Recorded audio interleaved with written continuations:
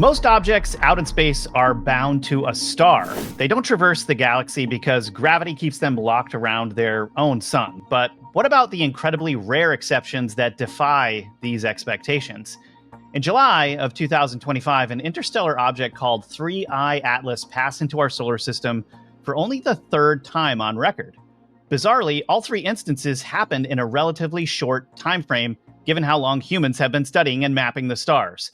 The first, called 1I Oumuamua in 2017, the second, called 2I Borisov in 2019, and this 3I Atlas in 2025. The frequency of interstellar sightings has everyone wondering whether these are intentionally directed probes from another world, or alien visitors and foreign spacecraft, like a Harvard professor suggested, or just meteors that somehow wandered into our segment of the galaxy. Well, between my investigative research and John's remote viewing data, we have a lot to uncover about the truth of these interstellar objects. Join me, investigative researcher Rob Counts, and remote viewer John Vivanco for a metaphysical show that's out of this world.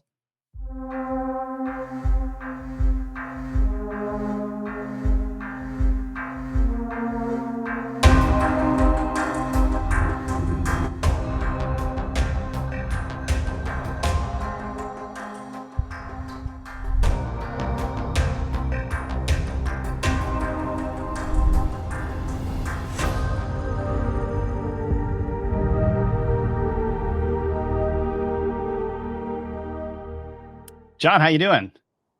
Oh, I'm good. I'm doing really good. I love these topics that we're going into today. This is my kind of stuff. Okay, so for everyone at home, the main object that we're going to be talking about today is this 3I Atlas object, because so many photos that we'll show right now have been released recently by Harvard, and even NASA took a photo of this thing recently that was really underwhelming. The third time we've had an interstellar object come through our solar system in 8 years. We would have been aware of it if other objects had come into our space, is my point, right? We would have been. So what are the chances of that happening, really? Think about how good our telescopes have been since even the 40s, 50s, 60s. Right. Why? Well, what about Hale-Bopp? That's a comet. That's a comet, and they've had their eye on that for a really long time, right? Right, and that's cyclical. It's cyclical. It comes through every, I don't know, so many years, right? So these things that are showing up aren't cyclical? No, these are fundamentally random objects that have somehow found their way through space and time into our solar system right now in the last 5 years.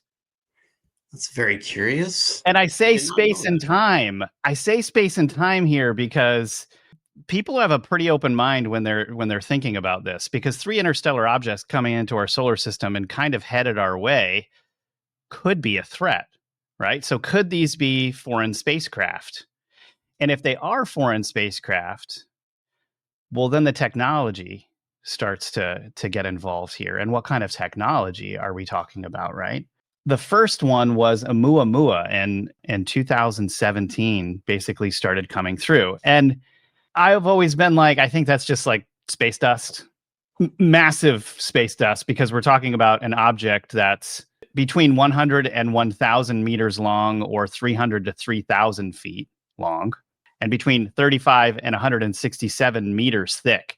So what's weird about that object, though, because there were anomalous things about this Oumuamua object, is that it had non-gravitational acceleration, meaning gravity was not propelling it forward. Scientists were theorizing, and of course, with the theories of scientists, it's pretty much hit or miss. But this is a plausible theory here. So scientists guessed that it came from a push from solar radiation pressure, or outgassing, which is that there could be gases trapped inside of the rock that are releasing, and the release of those gases is pushing the rock forward. This thing is tumbling very fast, relative to the sun, if it doesn't slow down, and it should just eventually leave the solar system and go back into interstellar space. So this thing is just kind of cruising through right now. Yeah, so that Oumuamua it is anomalous in that it's moving without gravity being the factor. But I don't know, what do you think about that? Well, I mean, Oumuamua, well, I think it's supposed to be about a football field in length, right? I think. I mean, it's long and cylindrical, like a cigar, right? I find that one, the shape, extremely interesting, and I know that there had been talk around that as it being so unique and unlike any other rock-like shapes that have been witnessed to this point, right? I mean, that is one of the bizarre aspects of it, right? Well, and there's Right. been so many sightings of this tubular cigar shaped craft, some of them hiding themselves in craft. I mean, Right. that's been the rumor in the rumor mill for years and years, right?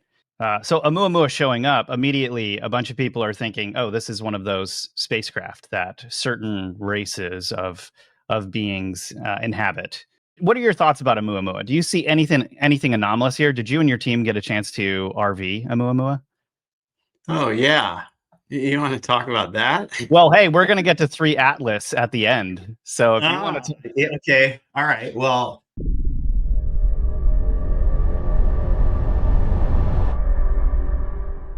that you have to kind of bring up the Kardashev scale here, right?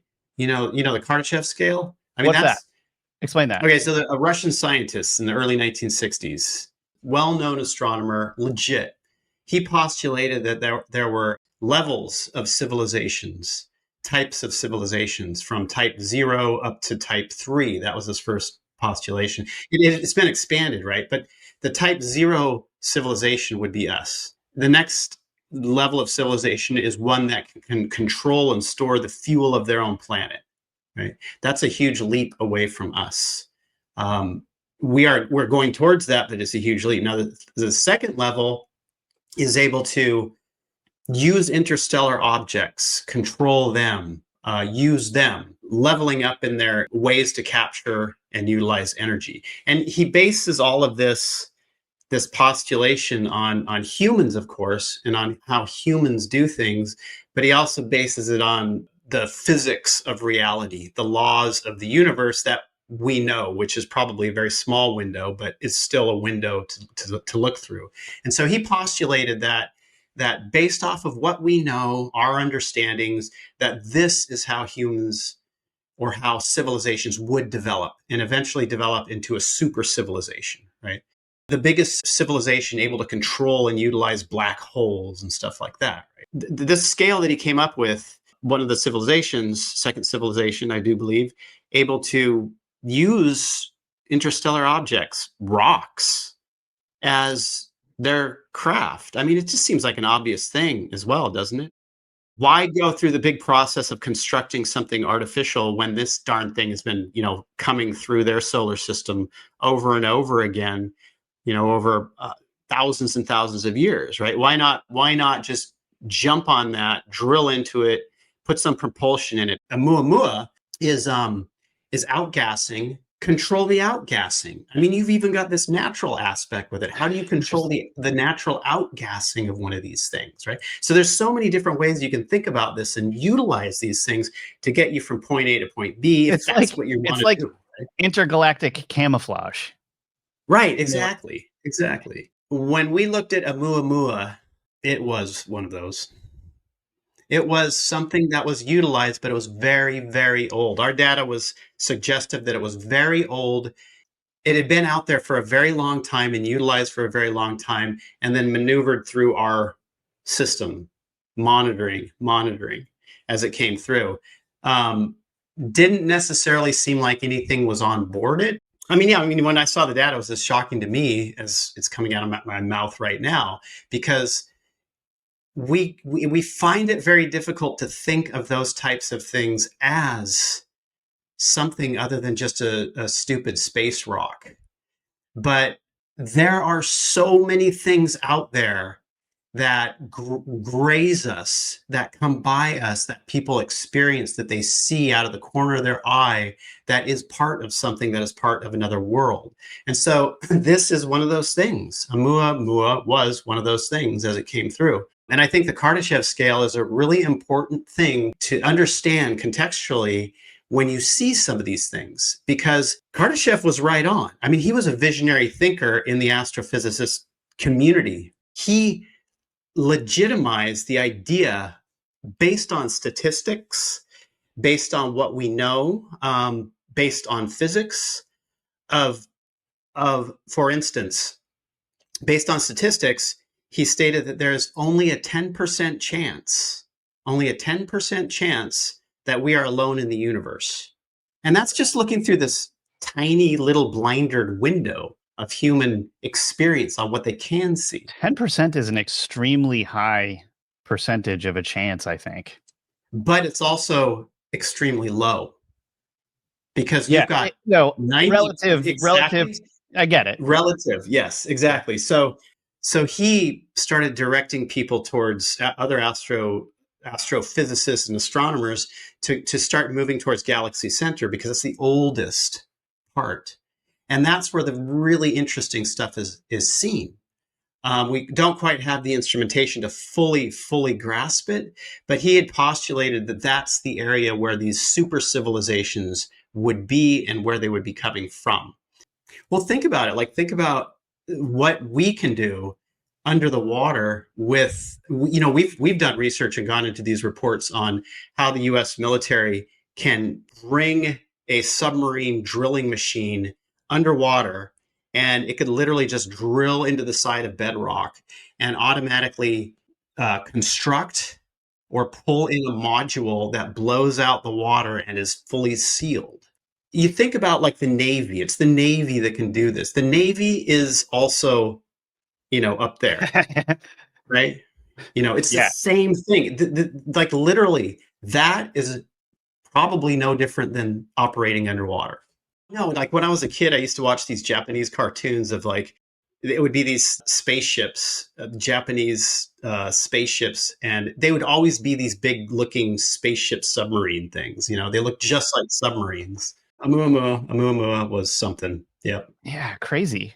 Yeah. I really thought that one was just going to be space dust. I thought of the three of them, that one was definitely just space dust and everyone was blowing it over. But of Well, course, here's the thing. Like, I wanted it to be space dust myself, because people took that into this viral space and just like presenting it over and over again. Oumuamua is going to destroy us. Oumuamua is watching us. Oumuamua is full of alien, and it just turns into this, like, this thing that's just being like hashed out over and over and over again. And even if it is a real thing, like, I stay away from talking about it, just because I just, yeah, why perpetuate that, right? yeah, I mean, it's, Well, yeah, it's a real thing, but it's like, I don't care what other people are doing or saying. I just want to stay away from where everybody runs to, yeah. basically. Yeah, and I have to point out that one of the reasons why Atlas is, or three eye Atlas is even being discussed, is because, and we're going to get into this much more right now. There are videos that we can show of its anomalous path through the galaxy, why it's not moving like anything else in the solar system. I think how this originally went down is that a telescope in Chile saw Atlas. Then AviLoeb from Harvard, the Harvard scientist, started to really talk a lot more about this, because this is the third anomalous interstellar object coming into our solar system. He's pretty level-headed when he's talking about this thing. I mean, he has his own scale. It's called the Loeb scale, and he puts this as a 4 on the Loeb scale of I guess you could say of a threat. He said, given the latest data on 3i Atlas, I rank it so far as 4 on the Loeb scale of interstellar technological threats that ranges between 0 and 10. Now, this is the example that's pretty interesting. Having a 40% chance for an accident while crossing the street argues in favor of keeping our eyes open and monitoring an approaching car. When you think about it like that, and the fact that this thing is flying through space towards us, towards the sun, at a very, very fast space. I mean, we're talking about 41 miles per second. This thing is traveling. All right. And it's traveling too fast to be bound by the sun's gravity. So let me go through some of this data on Atlas. Okay, so the objects, it's called coma, is dominated by carbon dioxide, not water vapor, which is usually the case for comets in our solar system. So the CO2 compared to water is about 8 to 1 of the highest ratios ever seen in any comet. It's the largest interstellar object ever detected. AviLoeb marks this as a potential threat in a blog post. Okay, and this is what he says. We should always keep in mind the possibility of a Trojan horse that appears as a rock from the outside but carries sophisticated technologies in its belly. The way to unravel its nature would be to detect the heat or artificial signals emitted by its engine or to notice unusual maneuvers. When the discussion of 3i Atlas became viral, several of my colleagues chose to throw cold water at the public's interest, arguing based on very preliminary data that 3i Atlas must be a comet. The truth is that science is work in progress, where multiple interpretations must be entertained in order to motivate data collection. Insisting that 3i Atlas must be a comet is unwise because it does not exhibit a cometary tail, and its trajectory is fine-tuned to align with the orbital plane of the planets around the sun. So my understanding is that this thing is coming at us at a very, very fast pace. At the very least, if you think about how large space out there is, this thing is like right next to us. If this is a craft, if this is some type of intelligence, this thing is like sitting next to someone on the bus. It's very, very close. So I think it is wise that he's arguing in favor of, hey, what if this is something that we don't understand? What if there is some technology in the belly of this thing, right? Right, because it's exhibiting physical characteristics and movement that is unlike anything that they know of in the physics of dead space or in the physics of how space reacts to objects, right? Yeah, and we've been showing They're this. dead objects. They're only like moved and controlled by gravitational and solar energetic forces. Nothing else. Everything's dead. They're not complying to that. So right, okay. Not complying to that. And you saw that photo and I'm sure we brought it up in the episode earlier, but the photo of the lights, right? It looks like Starlink for the galaxy. I mean, have you ever seen Starlink satellites going by above you? They're all in a row and they're just traveling, right above you. The colors are very strange too, because you've got some type of pattern here. It's going from blue to green to red and blue to green to red and blue.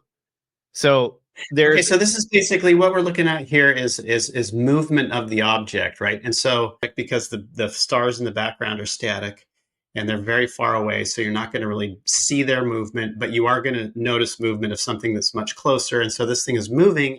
At first, I thought it was a static image of just whatever that thing is.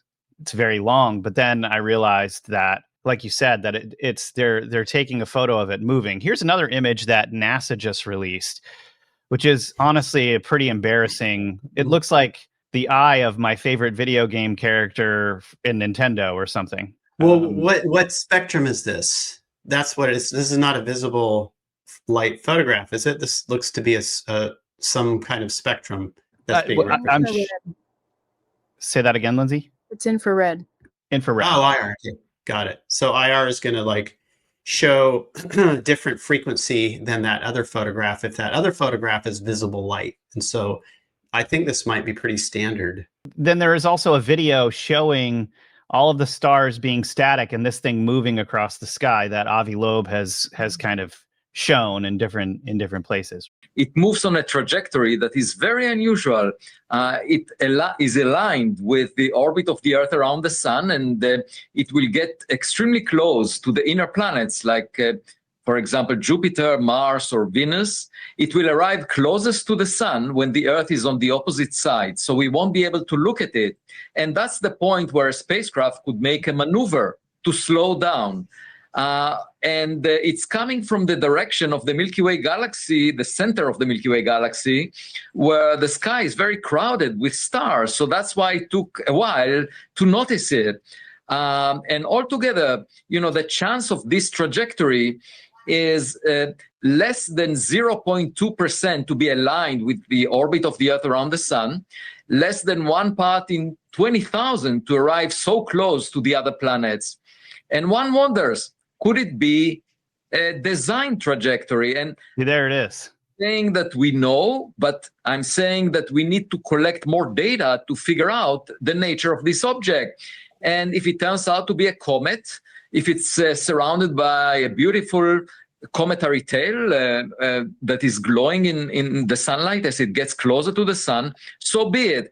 But from now on, the Rubin Observatory in Chile will discover a new interstellar object every few months. And my point is, we should check whether any of these objects might be technological in origin, because it's a security risk. Basically, he's saying that we don't know if there's a tail on it or not. There might be a tail, there might not. There's no tail now, which is a little confounding, but there could be, right? And so if they determine there to be a tail, that means what? It's outgassing and it's just a natural object. Okay. Yeah, but scarier than that I think he brought up is that this thing is heading right towards us. It's gonna pass Jupiter, potentially pass Mars, potentially get close to Venus, while Earth is on the other side of the sun, when that would be the point at which a craft would make a maneuver. Right. I mean, do you remember back in the 90s, the whole Hale-Bopp thing? Yeah, we've done multiple shows where we've talked about this thing. Without like going into extreme details on that was an object that traveled through space that came through our solar system. It had a tail. Comet had a tail to it. There was nothing necessarily unnatural about Hale-Bopp itself, except for something in the tail that was following it. Some big, harder object in the tail that was following it, right? So that created this idea, and a person claimed that they got photographs of the thing in the tail, and as well as a university astrophysics department, I think in Hawaii or something. Lots of remote viewers tackled it. And every single remote viewing session was that this was a craft within the tail of this comet that was basically just with it, sort of in its drift zone or something like that was moving with it. And that there were non-human intelligences on board this thing, and they were doing all sorts of things. I don't remember exactly what they were doing. When that happened, like all this data goes out across the internet at that time, and it just created this huge uproar, because back then people weren't so used to this idea, and especially in the burgeoning brand new remote viewing community, it was somewhat of a threat, because that was telling remote viewers that they can go now and remote view things that are truly anomalous, things of the highest classification. And so there was an operation to shut down this type of thinking and exploration with remote viewers. Now, revisiting this later, there was a paper that came out from an MIT scientist not long after that fully went into this artificial type object that was in the tail of the comet. It was not a regular object like this current object, not complying to the physics of our solar system. This thing in the tail was not complying to the physics of the solar system nor the comet, right? And so this was all gone into in this paper. And then again, it was remote viewed after all the massive public shaming events on the remote viewers looking at this and all the nonsense. It was remote viewed again, over and over. And again, the same data came back over and over. A ship, a craft, artificially constructed in the tail of this comet, non-human intelligence is controlling it, et cetera, et cetera. Now, this stuff happens, man. This stuff happens all the time. But our society and those people who are in the control position of our society, even when it comes to remote viewing, want to control the direction of thought with it, want to control what people do with it, and don't want people to be believing these things. So I find it very curious that these major news organizations would be placing this man in a position of like saying, it could be aliens, right?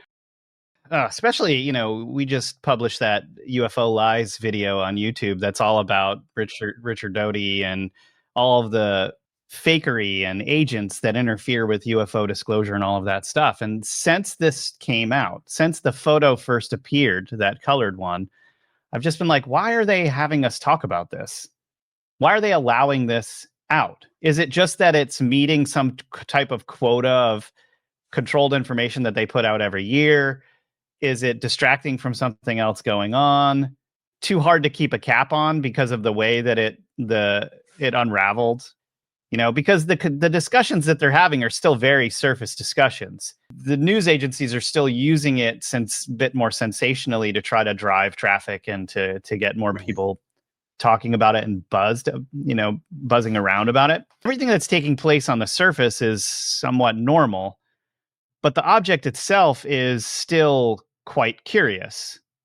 The fact that it could be something, the fact that there have been 3 interstellar objects that have entered our solar system over the last 10 years. I agree with you. I think they're up to something, but then at the same time, it could just be that this meets the quota of allowable things that they allow or that they let us discuss. Otherwise, it might even be stranger, Right. Well, this is sort of a nothing burger. Right. It's right. Unless this thing kills us, it's sort of a nothing burger. Right. So it could be a catastrophic disclosure. Catastrophic disclosure is when the governments, those in control, are faced with something so huge that everybody can see that they're not in control of that disclosure, right? So this could be a way to capture catastrophic disclosure or to use. You've got the idea of like aliens are invading. The government wants to create this scenario, or they could use it for something like that, or it could be just the fact that they want to just distract everybody, But John, think about it from this perspective. The laser pointer. Yeah, the story you just gave about Hale-Bopp, the example that you gave. This is just discussion about Hale-Bopp. It's not discussion about what's in its trail. If this were a discussion about what was in its trail, it would get shut down right away. But because this thing is so sort of surface and it's just like, oh, it's a cool interstellar object, let's talk about the math. Right. Because of that whole thing, it's just, again, it's like it's not talking about the black ship in the tail. It's right. Exactly. Just an object. It's just a rock. It's let's take some different cool photos of it and nothing. Yeah, but you have the scientists, the scientists saying that it might not be a rock. But okay, you brought up the scale earlier, the Kardashev scale. We still have that scale. I mean, scientists have been talking about this stuff for a really long time. That's still following that track. It's not going beyond. I mean, why are they talking about Dyson spheres still? They'll like see something far off that doesn't make sense, an anomaly in the sky, and they're like, this could be a type 3 or type 2 civilization that has a Dyson sphere. They've got a Dyson sphere around a star and they're harnessing the energy. And I remember those photographs. Right. And then that whole idea pushed forward. Actually, we had remote viewed that and it was just an optical illusion. Totally. It wasn't anything like that.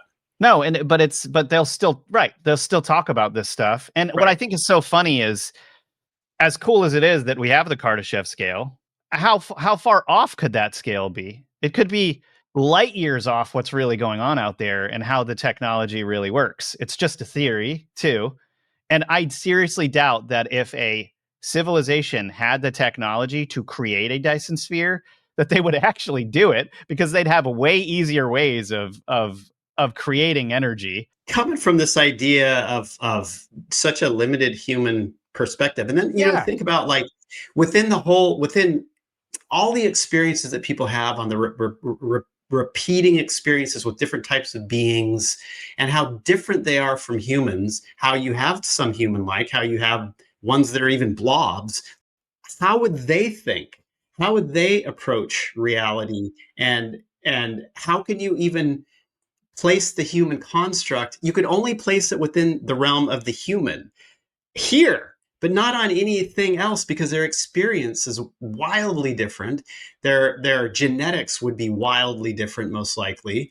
No, he's also going off of physics, what he perceives, what they perceive as being the physics that rule the universe, but this stuff's getting broken all the time, right? And then scientists are like, well, we don't know why physics is breaking here. Like, this thing currently coming is not necessarily conforming to physics. So either it is just a different type of object that is in a different physics flow that they've never realized or seen or measured before, or it's an alien ship, or it's a missile, or I don't know.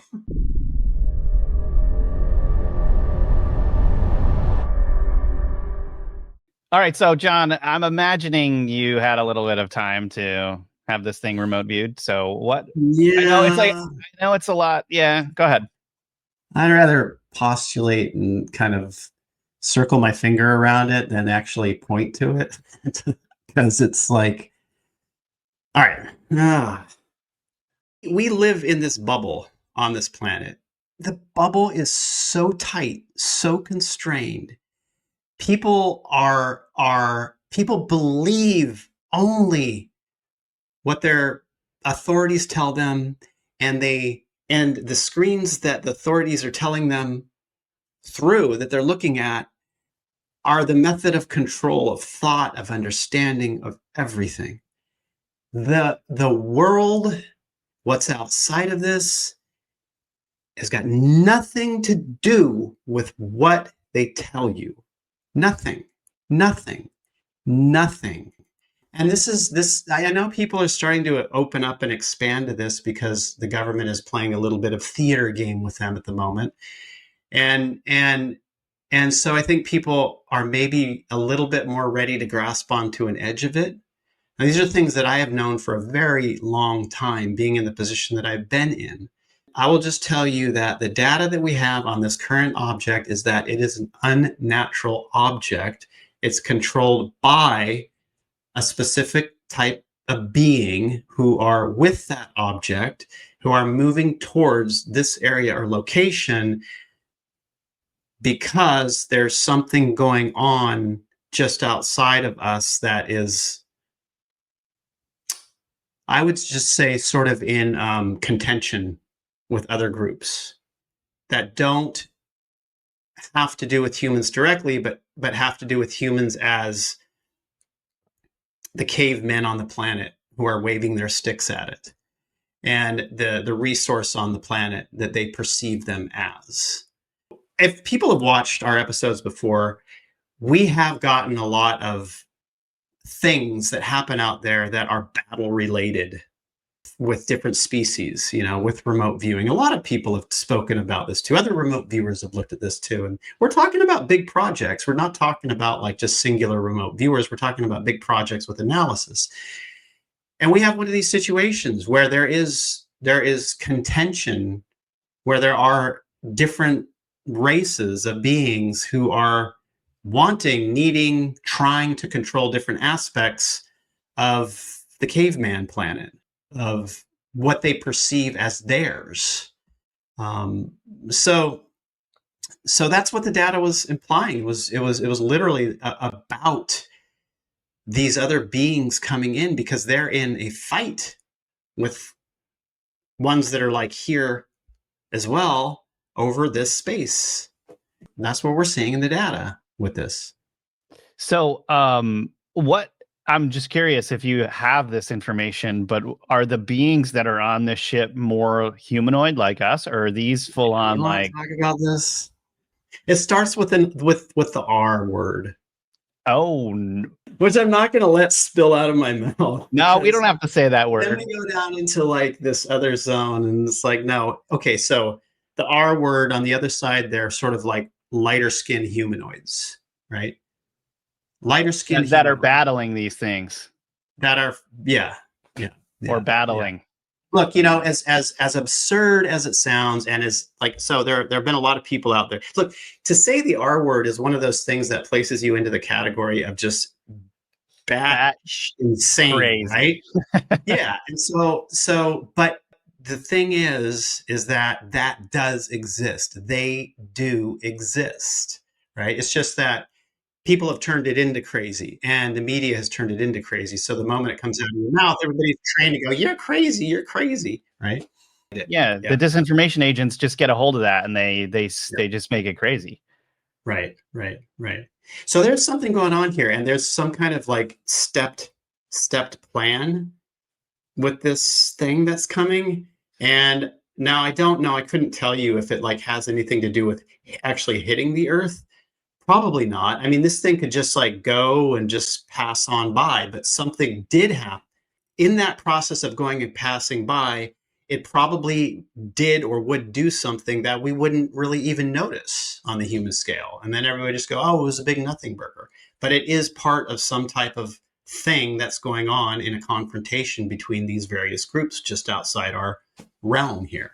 Why do you think we haven't detected more interstellar objects? Or have we, and they just don't talk about them? Well, I think that there's definitely there would definitely be cover-ups around that kind of stuff. But when the thing is that so what I think what we're kind of looking at, what we'd be looking at with these large objects is it gets into the realm of catastrophic disclosure.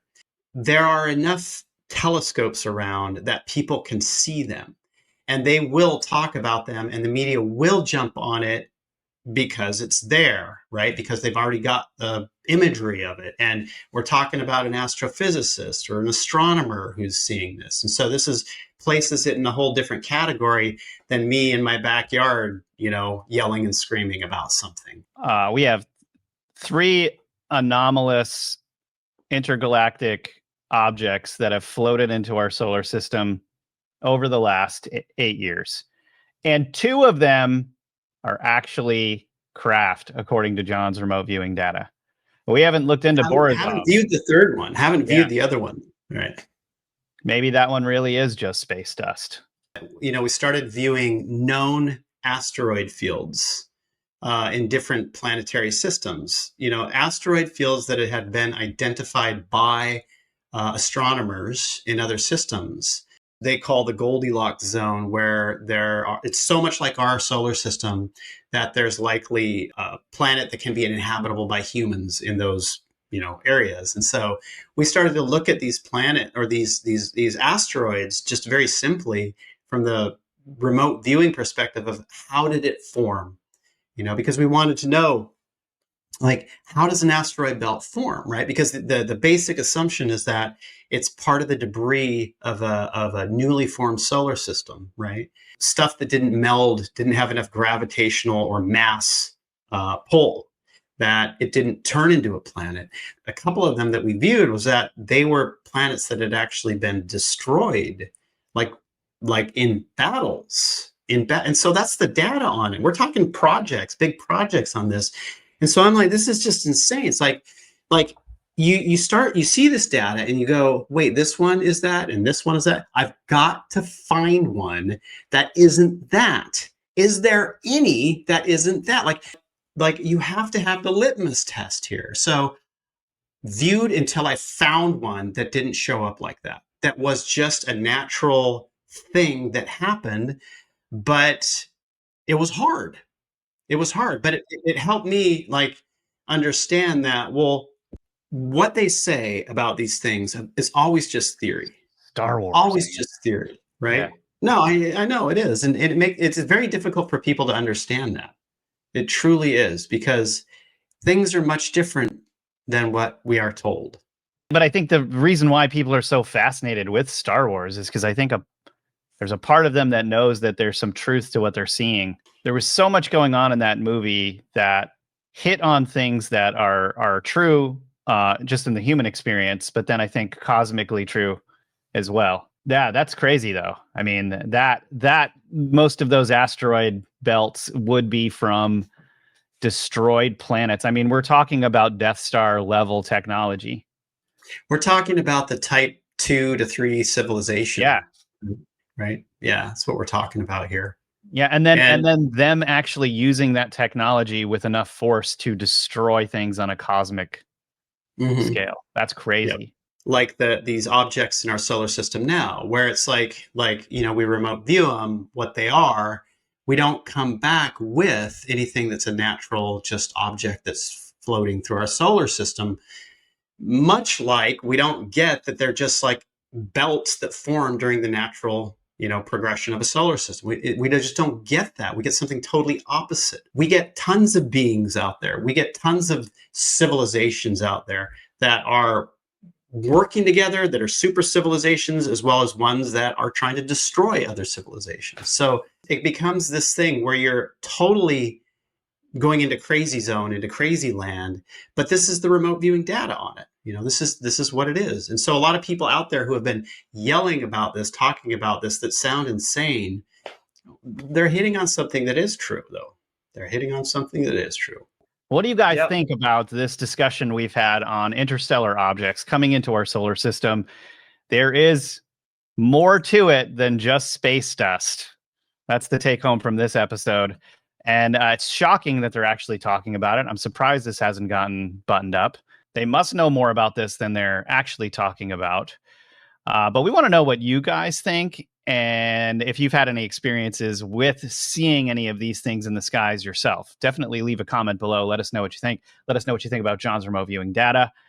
Okay, y'all, this isn't the end of this episode, because for those of you that support our work, we're going to have an after hours episode just for you, where we're going to be getting into all the things that we didn't feel comfortable talking about on YouTube, including the R word, a lot about these beings, the different types of technology that they have, and how it all works and what they're really after. So if you're interested in that conversation and you'd like to support our work, definitely go to themetaphysical.tv, subscribe to our work, help us keep this channel going, and you'll get all of that bonus content in our after hours. Thank you guys for your support. Let us know what you guys think, and hope you guys thought this episode was out of this world.